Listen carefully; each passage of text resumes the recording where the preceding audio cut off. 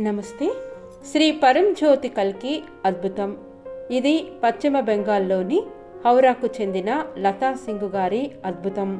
December 2024లో సుదర్శన హోమం కోసం నా కుమారుడు ఎస్ సింగ్ పేరు మీద కుటుంబ హోమం కోసం నేను రిజిస్టర్ చేసుకున్నాను. నా కొడుకు బస్సులో ముంబైకి ప్రయాణిస్తున్నాడు.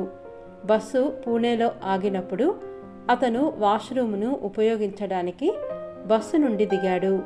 అతను తిరిగి వచ్చేసరికి బస్సు వెళ్ళిపోయింది. బస్సు, అతని ల్యాప్టాప్, అతని వాలెట్, అతని డబ్బు, అతని సామాను అన్నీ పోయాయి. అద్భుతం ఏమిటంటే అతని వద్ద అతని ఫోన్ ఉంది.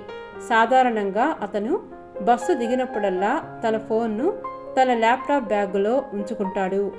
ఈసారి శ్రీ పరంజ్యోతి వాష్రూమ్కు వెళ్ళేటప్పుడు డ్రైవర్ను సంప్రదించగలిగేలా తన ఫోన్ను తీసుకున్నాడని నిర్ధారించుకున్నాడు మరియు అతను అలా చేశాడు. డ్రైవర్ బస్సును తిరిగి తీసుకువచ్చాడు మరియు అతను బస్సు ఎక్కి తన వస్తువులన్నింటినీ తీసుకుని ముంబై చేరుకున్నాడు.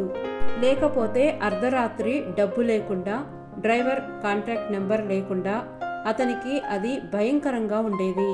అనంత కోటి ధన్యవాదాలు నా ప్రియమైన ప్రభువా, నా ప్రియమైన శ్రీ పరంజ్యోతి భగవతి భగవాన్.